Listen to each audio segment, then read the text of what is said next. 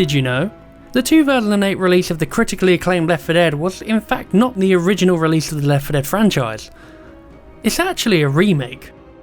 Released back in the year for the original Nintendo Entertainment System, Left 4 Dead was originally a top-down shooter where 4 survivors had to make their way through an army of the undead to reach safety. It's definitely similar to what we have now, but imagine the gameplay playing more like Contra and Zombie Ate My Neighbours, but with a more basic art style. Not much is really known about who made the original NES version of Left 4 Dead or what company originally owned the rights to it, but nowadays we know that Valve own it and it was originally made by Turtle Rock. However, it seems that they had the source material to the original game because a lot of things look quite similar. Upon booting the game, for example, when you get to the main menu, you hear the iconic Left 4 Dead theme you know so well today.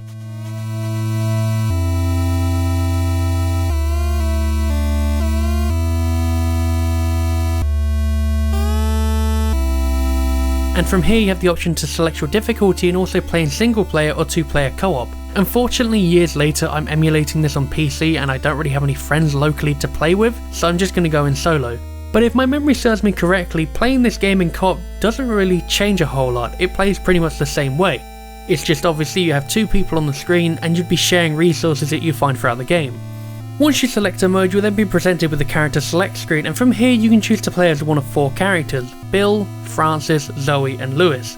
And from what you might notice, the portraits of each character are very similar to the characters you see in the 2008 remake, and that's because Turtle Rock had access to the original source material, and there was a brief period where they decided to go against it and try to remake everything, but they decided the original concept was just much better, and frankly, it looks a lot better. Once you've selected a character, which obviously for me is going to be Bill, the game then starts with the first mission, No Mercy. The game starts you on the roof of some apartments where you have to proceed and collect your gear before heading downstairs to fight your way to Mercy Hospital. Every player in this game will always start with an unlimited ammo pistol in their primary slot, but throughout the game you can also pick up a second pistol and also some secondary weapons like an SMG, an assault rifle, and then some shotguns that vary in damage and spread. Personally, I think the Uzi is a bit too slow and weak to be useful, and the assault rifle is okay for dealing with zombies at a long range, but you've got the pistols for that anyway.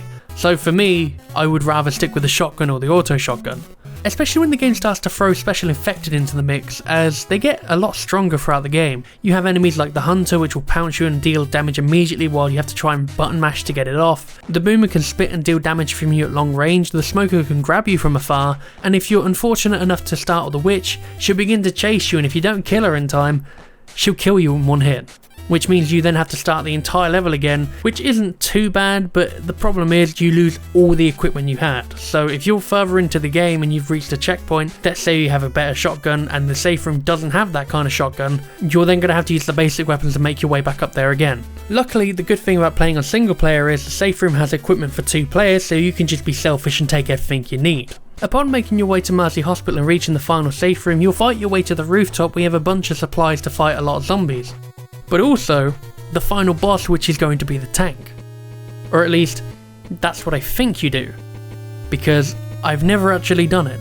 The end of this level is actually quite difficult and I kept dying, and then accidentally out of frustration, I reset my copy of the game. And unfortunately, there's no save system or password system, so I had to do the entire thing from the beginning, which, I will be frank, I have run out of time to make this video and I don't have enough time to do it again, and knowing my skill issues will probably be here for a long time. So I'm going to leave it there. But I will tell you, the original Left 4 Dead game on the NES is actually quite fun. It's certainly interesting to see how much they changed in the remake with the option of 4-player co-op, mod support and also making it an FPS, but you can see the foundation of Left 4 Dead clearly shows through this NES game. It's just a shame we never really knew about it or got a sequel until years later. Now that could be due to the game not having marketing, or the fact that I made it up, or something else. Yeah, I made it up. Not entirely though. I did definitely lie, and I did definitely make up some fiction, and you've probably been deceived, but I imagine you're smarter than me and you probably googled this immediately when you saw the title. So yeah, this is not a real official game, but Left 4 Dead on the NES is technically a fan remake, made over 10 years ago by a user called Eric Roof Games. And to my surprise, if you look up Left 4 Dead NES, you will actually see the original video is still up to this day, and that's how I found the download for it. Because I remember this game coming out when I was younger, and I was blown away by the concept. I didn't realise back then that people made demakes of games, and it's still a common thing we see to this day, because I mean, we've just had Bloodborne demade onto the PlayStation 1. Not onto the official hardware, but it's inspired by that kind of art style, and it looks really good. And upon remembering this for a video that I was going to make talking about builds in different games, I thought, that video idea sounds rubbish. Let's just talk about this briefly, because this is amazing. I'll admit, it's a bit unbalanced, and the fact there is no save state option or a way to quickly go into later levels to try and play the rest of the game, because apparently the entire thing is there, is a bit unfortunate. But I would probably still recommend looking into this. This is a lot of fun. But I will give you one warning. Down in the description I will have a link to the original video, which has a link to let you download the game, but the website is a bit sketchy. It tries to download an exe sometimes, so maybe download it in a virtual machine in a quarantined environment, just so you don't fuck up your main computer.